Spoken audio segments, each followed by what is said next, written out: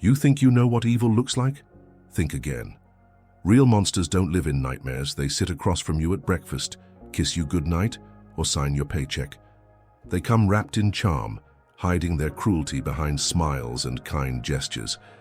If you've ever felt emotionally drained, trapped in confusion, or blamed for problems you didn't create, there's a good chance you've met one of the 5 types of narcissists. But here's the shocking truth almost nobody understands. Narcissists aren't just arrogant, they're wounded and they're dangerous. Today, I'm going to pull back the curtain on their manipulative strategies, expose the hidden trauma fueling their actions, and show you exactly how you've been conditioned to accept far less than you deserve. By the end of this video, you'll see clearly through every masked face in your life. You'll understand precisely why you've attracted certain toxic personalities and discover powerful strategies for breaking free. I'm not promising easy fixes, but I am promising something even better, a chance at genuine liberation and profound personal rebuilding. This isn't about them anymore. It's about reclaiming your life from those who tried to make you small. Are you ready to confront the uncomfortable truth that sets you free?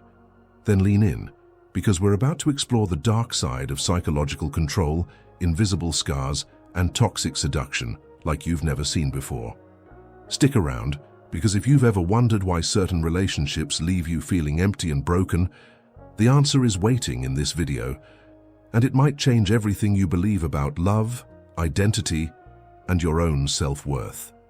If you're ready for the truth, hit that like button right now, subscribe to the channel, and brace yourself, because after today, nothing will be the same again. Some say the worst monsters don't hide under your bed. They smile at you over cheap coffee in a cracked mug. They share stories of their tragic childhoods. They act as if their pain is unique and precious. This is the hidden face of narcissism. You won't recognize it because it often looks like affection. The overt narcissist bursts through your boundaries with shameless arrogance, boasting about victories you never witnessed, reminding you of your smallness with every brag. They're loud, obvious, sometimes even entertaining. But the covert narcissist is far more dangerous because they slip in unnoticed. They act wounded, misunderstood, starved for validation. They weaponize your empathy, drip-feeding you stories that make you feel responsible for their suffering. It's an invisible scar they press against your heart, so you can't pull away without guilt. And then there is the malignant narcissist, whose masked faces are meticulously crafted to keep you compliant. One moment they're praising you, the next they're dissecting your flaws with surgical precision. They don't need to shout to break you. A single disappointed glance can shatter your confidence like a porcelain plate. This isn't some abstract pathology reserved for the wealthy or the power-hungry. It happens in ordinary lives, in break rooms behind supermarket aisles, in crowded apartments where exhausted parents wonder why they feel so worthless. If you've ever felt the toxic seduction of someone who seemed too charming to be real, you're not alone. The truth is, many of us were taught to confuse control for love. In that confusion, we surrender tiny pieces of ourselves until nothing remains but a hollow echo. But what if you could see the pattern before it swallowed you? What if next time you felt that magnetic pull, you recognized it as psychological control disguised as tenderness? That moment of awareness could be the first step toward liberation. You might wonder why nobody really talks about this in everyday conversations. It's because each narcissistic type is an expert at self-deception, and they teach you to practice it too. The antagonistic narcissist thrives on conflict, turning every disagreement into a battle where they must be the victor. They push your buttons with surgical skill, provoking you until you react, then pointing to your reaction as proof of your instability. It's a twisted theater where you are cast as the villain in their tragic script. The communal narcissist, on the other hand, hides behind a mask of virtue. They'll volunteer at every charity, help strangers in public, and remind everyone how generous they are. But in private, they expect endless admiration and compliance. If you don't applaud their sainthood, you become the ungrateful ingrate who doesn't deserve their goodness. The malignant narcissist doesn't even pretend to care. They orchestrate chaos with a casual cruelty that leaves you questioning your worth as a human being. This is where the dark reflection becomes unavoidable. You start to see that your exhaustion, your anxiety, your shrinking sense of self, are all carefully cultivated by someone who needs you to feel small. And yet, because they feed you just enough approval, you stay. You hope for scraps of kindness. You become a prisoner who defends the prison. If this sounds familiar, it's not because you're weak, it's because you're human. The design is nearly flawless, but the moment you name it, you loosen its grip. And this is just the beginning of understanding how the emotional wounds behind every type were formed. Stay with me, because we're about to look even deeper into the origins of these hidden predators. Most people imagine manipulation as something obvious, shouting, threats, ultimatums. But the truth is, the most effective manipulation happens in small, almost invisible exchanges. A silent look of disapproval that makes you feel like a failure. A compliment strategically delivered just after an insult, so you question your own perception. The covert narcissist is particularly skilled at this kind of subtle warfare. They pull you close with their vulnerability, then punish you with withdrawal if you fail to meet their unspoken expectations. They create an atmosphere where you feel like you're walking on broken glass, tiptoeing around their moods. This psychological control doesn't need force. It thrives on your empathy and your need for connection. And over time, you start to internalize their narrative. You begin to believe that your worth depends on their approval. You doubt your memories, your instincts, your sanity. The overt narcissist is more direct, but no less dangerous. They dominate conversations, overshadow your achievements, and remind you constantly that you're replaceable. If you grew up in a working-class family where survival depended on keeping the peace, you might have learned to tolerate this treatment without question. That conditioning becomes fertile soil for narcissists of every type. But recognizing the pattern is the first crack in their armor. Each time you notice the manipulation, you reclaim a piece of yourself. And though the path out feels uncertain, there is a way to rebuild. Soon we'll explore how each narcissist's strategy is shaped by wounds you may never have imagined. If you've ever wondered why you attract these masked faces again and again, you're not alone. It's not about weakness. It's about old survival strategies that once kept you safe. Maybe you learned to ignore your instincts because someone taught you that your feelings were inconvenient. Maybe you stayed silent because speaking up was punished. Over time, you became the perfect audience for a narcissist's performance. They sense your longing for acceptance like a shark senses blood. They offer you the illusion of connection, but the price is always your freedom.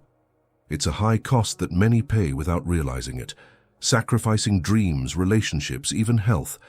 And yet within this darkness, there is also a glimmer of hope. Because once you see the manipulation clearly, you cannot unsee it. You begin to ask new questions. What if love doesn't feel like fear? What if respect doesn't require your constant sacrifice? These questions are the seeds of liberation. They are the start of personal rebuilding. And in the next chapter, we're going to unmask the emotional wounds that give birth to each narcissistic type, so you can understand not just what they do, but why they do it. Some people assume narcissists are born monsters, carved from some defective genetic mold that leaves them incapable of love. But the truth is more complicated and more unsettling. Every narcissistic type was once a child who felt unseen or unworthy. The overt narcissist often grows from a home where only achievement earned affection, where trophies and accolades were the currency of love. Imagine a little boy who learns early that if he doesn't shine brighter than everyone else, he disappears. So he builds a personality made of trophies and triumphs, a grand performance to cover the hidden trauma of never feeling good enough. The covert narcissist, in contrast, usually comes from a quieter deprivation. A childhood where emotional neglect was wrapped in politeness, where feelings were dismissed as dramatic or inconvenient. This child grows into an adult, convinced that no one will ever truly care, so they perfect the art of silent suffering. Their victimhood becomes a shield and a weapon all at once, and the malignant narcissist, they are often the product of consistent, deliberate cruelty, humiliation so deep it calcifies into a cold, predatory contempt for other people's vulnerability. This isn't an excuse for their behavior, but it is a glimpse into the architecture of their masked faces. Because understanding the wound doesn't mean you must tolerate the wounder. It simply means you see the map of how these distorted personalities were built brick by brick. It can be tempting to think that if you just love them hard enough, you can heal the crack in their foundations, that if you offer enough patience, enough understanding, their hostility will melt away. But here's what most working-class families learn the hard way. No amount of love can fill the bottomless pit of someone who refuses to look at their own darkness. The antagonistic narcissist was often raised in environments where power was the only protection, where one parent humiliated the other, and the only way to avoid becoming prey was to attack first. So as adults, they perfect the strategy of psychological control through conflict. They will pick fights over nothing, transform your smallest mistakes into proof that you're inadequate. This is how they feel superior, by proving that everyone else is flawed. The communal narcissist typically comes from families obsessed with reputation. Perhaps they were praised for being the good child, the helpful one, the golden savior who never complained. Over time, their identity fused with public approval, and any threat to that image feels like annihilation. So they cloak their demands in altruism, making you feel guilty for ever questioning their motives. This is why their manipulation feels so confusing. You're not dealing with a single wound. You're dealing with an entire belief system that keeps them safe from shame. If you've ever tried to set a boundary with a narcissist and felt an almost primal panic in their reaction, you've seen their original wound up close. You've touched the raw nerve that their entire personality was designed to protect. That's why even gentle limits provoke rage or despair. You are threatening the fragile scaffolding that keeps their inner emptiness contained. The malignant narcissist's contempt for weakness is usually a mirror of how they were treated. Somewhere in their past, someone taught them that vulnerability deserved punishment, so they preemptively punish it in others, believing this is how power works. The covert narcissist often believes they are uniquely cursed, that no one has suffered as much as they have. This sense of special misery becomes a justification for manipulating compassion. And the overt narcissist clings to grandiosity because the alternative is unbearable insignificance. If you can recognize these patterns, you start to see that none of their behaviors are random. They are predictable, rehearsed defenses against the terror of being unlovable. But understanding the origin does not mean you can rescue them. Only they can do that. What you can do is learn to see the difference between compassion and self-abandonment. That distinction will become your lifeline as you begin to reclaim your voice. Most people underestimate how early these dynamics are planted. Maybe you grew up watching your parents perform the same dance, one endlessly criticizing, the other silently enduring. Maybe you learned that love always carried a hidden cost, that care came bundled with humiliation or guilt. These lessons soak into your bones before you're old enough to question them. And unless you bring them into consciousness, you will keep replaying the same script with new faces. This is why awareness is the first act of liberation. When you name the wound, you break the spell. You start to realize that the love you longed for as a child can't be found in the arms of someone who profits from your confusion. You begin to see that your worth isn't determined by your usefulness to someone else's broken ego. This clarity doesn't arrive all at once. It comes in quiet moments, like when you notice how your stomach tightens before their calls, or how your dreams shrink to fit inside their approval. Each recognition is a step away from the prison.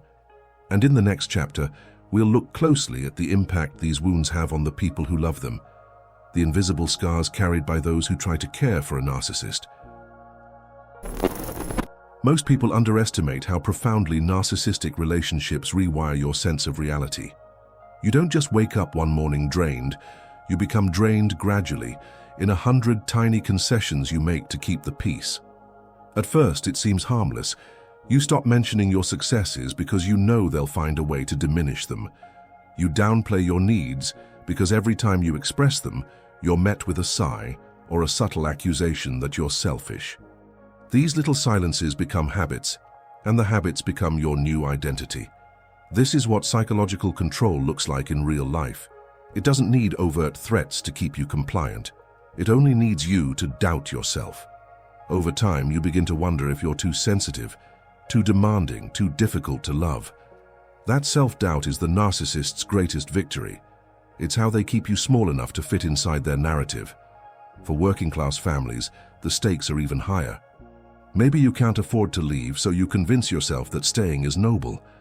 Maybe you tell yourself that the invisible scars you carry are the price of loyalty. But deep down, a quiet truth begins to surface. Love shouldn't feel like fear. And no matter how skillfully they disguise their contempt, your body always recognizes the threat. One of the most common symptoms survivors describe is a kind of chronic hypervigilance, like you're always waiting for the next emotional ambush. You feel it when their name pops up on your phone, a sudden clench in your stomach, a tightness in your chest. This is your nervous system remembering every time your trust was turned against you. For some, the damage becomes physical. Migraines, digestive issues, insomnia that no medication seems to cure. The body keeps the score, and it refuses to forget what the mind tries to rationalize. You may start to feel like a hollow version of yourself, going through the motions while secretly believing that something is fundamentally wrong with you. This is the cost of prolonged exposure to manipulation. The overt narcissist teaches you that love is conditional, always contingent on your performance. The covert narcissist teaches you that your happiness is selfish, that your needs are an inconvenience. The malignant narcissist teaches you that vulnerability is weakness to be exploited. Each lesson becomes a brick in the wall between you and your own self-worth, and the longer you stay, the harder it is to remember who you were before their voice became your conscience. But here's the hidden paradox. Even when you recognize the abuse, leaving can feel like tearing off your own skin. That's because over time your identity becomes entangled with theirs. You start to believe that you are uniquely equipped to heal them, that if you abandon them they will crumble, and somehow their collapse will be your fault.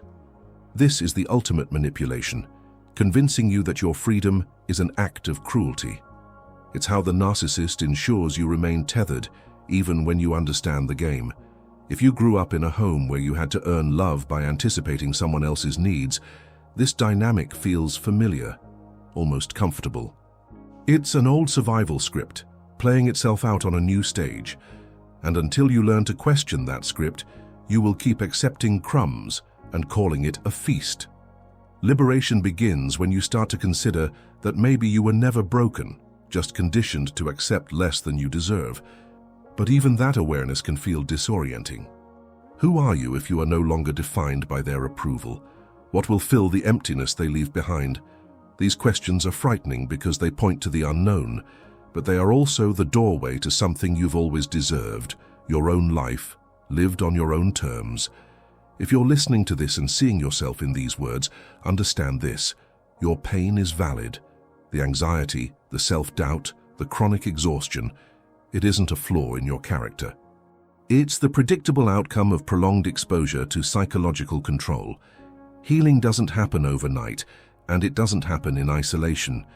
You will need community, knowledge, and sometimes professional support to reclaim your sense of self. But the first step is always the same: naming the truth out loud. Once you call it what it is, you shatter the illusion that kept you trapped. You begin to see that the masked faces were never really about you. They were about wounds you didn't cause and can't heal. And in that realization, there is a quiet power. Because if you are not the problem, you are also not the prisoner. In the next chapter, we're going to explore the mirror dynamic, why you keep attracting these relationships, and how you can finally break the cycle. If you've ever asked yourself why the same kind of person keeps appearing in your life, you're already touching the heart of the mirror dynamic.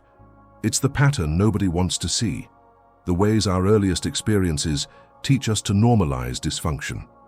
If you grew up in a home where love was unpredictable, sometimes warm, sometimes punishing, you learned to confuse chaos with connection. The nervous system becomes wired to expect that love will always have a hidden cost. So when a narcissist shows up, offering grand declarations followed by subtle punishments, something deep inside you recognizes the rhythm. It feels familiar, almost comforting. This doesn't mean you're to blame. It means your survival brain is doing what it was trained to do: seek out what feels known, even when it hurts. The tragedy is that familiarity masquerades as chemistry. You tell yourself it's destiny or passion, when in truth, It's an old wound replaying itself. That is the power of self-deception. You can spend years believing you just have bad luck in relationships, never realizing that your boundaries were shaped by experiences you didn't choose. But when you start to see this mirror, everything changes. You begin to ask, what if the problem isn't that I'm unlovable, but that I was taught to accept too little? Most people don't realize how much this dynamic plays out in their day-to-day choices. Maybe you find yourself drawn to partners who criticize you subtly, because it echoes the way a parent always found fault. Maybe you feel most alive in relationships filled with tension, because calm feels suspicious. This is the nervous system seeking what it knows. It's why so many working-class men and women stay in toxic relationships long after they see the damage. The fear of the unknown feels more threatening than the pain they already understand. This is the hidden architecture of the mirror dynamic. You are drawn not to what you deserve, but to what you survived. Even friendships can follow this pattern. You may find yourself taking care of people who drain you, believing that loyalty means self-sacrifice. You may feel responsible for their emotions, their crises, their failures. Over time, this caretaking becomes your identity, and in that identity, you lose sight of your own needs, your own dreams. But when you finally pause long enough to question this reflex, you open the door to something different.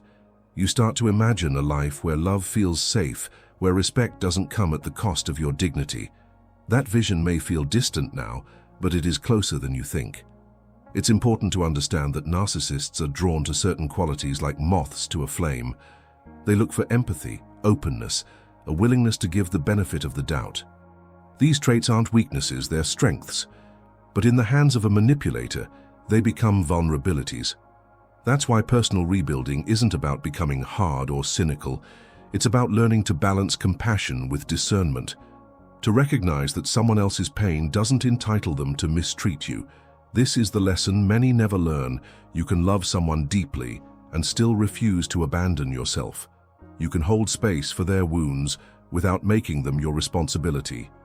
That is the ultimate act of liberation, choosing to stay whole in a relationship rather than fracturing to keep the peace. It won't feel comfortable at first. You will have to tolerate the guilt that comes when you stop performing. You will have to sit with the fear that you will be rejected if you show up authentically. But every time you honor your own boundaries, you weaken the mirror dynamic. You send a message to your nervous system that love does not require self-betrayal. If you've ever felt like you were cursed to repeat the same painful patterns, you are not alone. This is the secret so many carry, the quiet terror that something in them is broken beyond repair. But that belief is the final lie. You are not broken, you are patterned, and patterns can be rewritten. The first step is awareness. The second is curiosity. What if you started to ask yourself why you feel most alive with people who cannot love you back? What if you considered that your longing for their approval is a mirror of old hunger you never chose? These questions can feel destabilizing, but they are also the gateway to freedom. Because when you see the mirror, you can finally step away from it. You can begin to build a new story, one where you are no longer defined by the wounds of your past. And in the next chapter, we'll explore how to do exactly that, how to disengage from these dynamics and start rebuilding your identity from the inside out. Leaving a narcissistic relationship is one of the most courageous decisions you can make, but it rarely feels brave in the moment. It feels terrifying, like you are stepping off a cliff without any guarantee that the ground will catch you. That's because disengagement is not only about physical separation, it's about dismantling the illusion that you were ever responsible for their happiness. The first step is radical clarity. You have to stop rationalizing their behavior, stop explaining it away as stress, trauma, or a bad childhood. All those factors may be true, but none of them excuse the destruction they cause. This is the hardest truth to accept. Love cannot heal someone who refuses to take responsibility for their actions. When you stop trying to rescue them, you create space to rescue yourself. That's when the real work of personal rebuilding begins. It starts with small acts of defiance, not responding to their messages immediately, saying no without justification, refusing to engage in circular arguments designed to exhaust you. These moments may feel insignificant, but each one is a brick in the foundation of your new identity. Over time, they add up to something unshakable, a sense of self that no longer depends on their validation. One of the most effective strategies to break free is to embrace what some therapists call radical no contact, or as close to it as your circumstances allow. For people co-parenting or sharing finances, this isn't always possible. But even then, you can create boundaries around what you will discuss and how you will respond. The goal isn't to punish them, it's to reclaim your energy and sanity. Every interaction with a narcissist is an opportunity for them to reassert control. That's why limiting contact is so essential. It interrupts the cycle of provocation and appeasement that keeps you stuck. In the beginning, you'll feel a powerful urge to re-engage, to explain yourself one last time, to prove you were right. Resist this. No amount of evidence will ever convince someone committed to misunderstanding you. Silence is often the most powerful statement you can make. It says, without words, that you will no longer participate in their story. You are choosing your own narrative instead. And while that choice can feel unbearably lonely, it is also the doorway to something better, a life where your worth is not up for debate. As you begin to rebuild, expect a period of emotional withdrawal. Your nervous system has been conditioned to expect chaos, and its absence can feel strangely empty. You may even miss them, not because they were good to you, but because they were familiar. This is normal. It's what happens when you break an addiction to psychological control. The key is to fill that void with practices that reconnect you to yourself. This might mean therapy, journaling, meditation, or simply learning to sit in your own company without judgment. For many working-class people, these resources can feel out of reach, but healing doesn't have to be expensive. It can start with a single question you ask yourself each morning: what do I need today to feel like me again? Over time, small acts of self-respect grow into a new foundation. You begin to remember what it feels like to have preferences, to trust your instincts, to dream beyond survival. These are the markers of true liberation, the quiet, steady return to your own humanity. The final stage of disengagement is reclaiming your story. Narcissists are experts at rewriting the narrative to cast themselves as the victim and you as the villain. Part of your recovery is refusing to accept that script. You get to decide who you are and what this experience means. Maybe it taught you the cost of self-abandonment. Maybe it showed you the power of your resilience. Either way, you are not defined by their inability to love. You are defined by your capacity to choose differently. As you step into this new chapter, remember that healing is not linear. Some days you will feel strong, other days you will ache with longing or doubt. This doesn't mean you're failing, it means you're alive.